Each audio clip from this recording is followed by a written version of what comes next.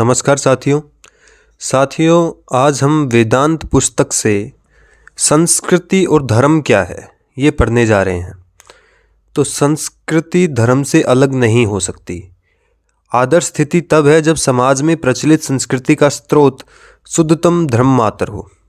जब कभी ऐसी स्थिति आएगी कि संस्कृति धर्म से विलग और विमुख हो जाएगी, माने छिटक जाएगी, तब ऐसी अपसंस्कृति वाले समाज का पतन व पराभव निश्चित है। इसमें यह कहा जा रहा है कि जब भी संस्कृति मूल धर्म से छिटक जाएगी, अलग हो जाएगी, तो उसका पतन अनिवार्य है। भारतीय धर्म है वैदिक धर्म, वेदों का शीर्ष है उपनिषद। लेकिन उपनिषदों की जो बातें हैं वो कुछ लोगों के लिए थोड़ी क्लिष्ट है, समझने में थोड़ी मुश्किल पड़ती है। जो अभी परिपक्व बुद्धि के ना हो उनके लिए वेदांत जरा जटिल है। सब तक उपनिषदों का संदेश साफ साफ पहुंच सके, इसके लिए पुराणों की रचना हुई। और इतिहास काव्य हैं जैसे रामायण है, महाभारत है, इन सब में भी वेदांत के सूत्रों को जनमानस तक लाने का प्रयास किया गया। पुराण कहानियों से भरे हुए हैं और वो कहानियाँ जनसाधारण में प्रचलन में आ गई हैं। लेकिन दो समस्याएं हैं। पहली ये कि पुराणों की रचना भी वेदों के लगभग 1000 वर्ष बाद कई शताब्दियों तक होती रही और सभी पुराणों के सभी भाग वेद सम्मत नहीं है। यानी पुराणों में कुछ कहानियाँ ऐसी हैं जो वेद सम्मत हैं और अधिकतर ऐसी है जो वेदों के अनुसार नहीं है, ऐसा कहा जा रहा है। दूसरी ये कि पुराणों की जो पांडुलिपियाँ देश के अलग अलग हिस्सों से मिलती हैं, उनमें आपस में बहुत अंतर है। स्पष्ट ही है कि पुराणों आदि में बहुत से भाग प्रक्षिप्त हैं, मिलावटी हैं। इसी प्रकार रामायण के न जाने कितने परस्पर विरोधी संस्करण हमें भारत भर में ही देखने को मिलते हैं। पिछले 1000 वर्षों में भारतीय संस्कृति विदेशी प्रभाव को सोखती रही है, पर फिर भी भारतीय संस्कृति आज भी व्यावहारिक रूप से पौराणिक कहानियों, मान्यताओं तथा रामायण, महाभारत आदि इतिहास काव्यों पर ही आधारित है। विशेषकर पुराणों के कुछ अंश तो प्रक्षिप्त और वेदांत विरुद्ध हैं, और कुछ कहानियों व निर्देशों में सौंदर्य भी है और सत्य भी। पर अभी हालत ये है कि हमारे पास बस वो कहानियाँ हैं, उन कहानियों का मर्म समझा देने वाली कुंजी हमारे पास नहीं है।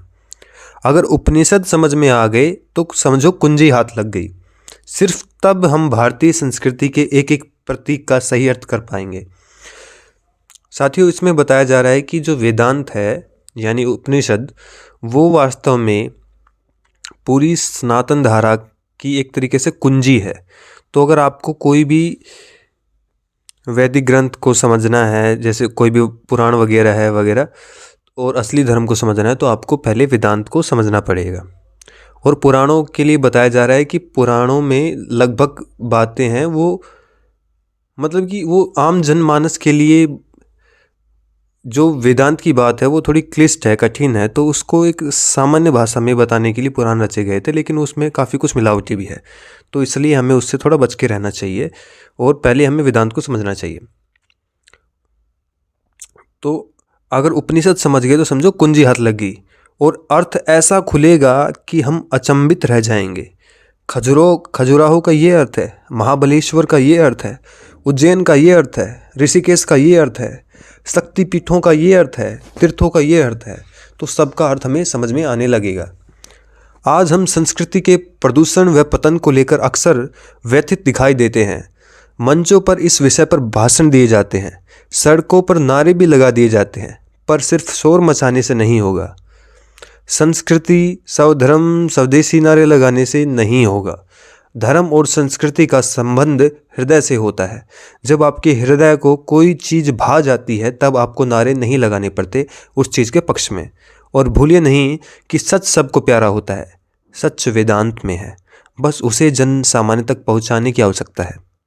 अति संक्षिप्त ग्रंथ है उपनिषद और भारतीय दर्शन का मुकुट है, शीर्ष है, ताज है। और दुनिया भर में जिन भी लोगों ने विचार की गहराइयों को छुआ है और दर्शन के समुद्र में गोते लगाए हैं, उन सब ने उपनिषदों की न सिर्फ प्रशंसा की है बल्कि उनको पूजा है। धन्यवाद दोस्तों।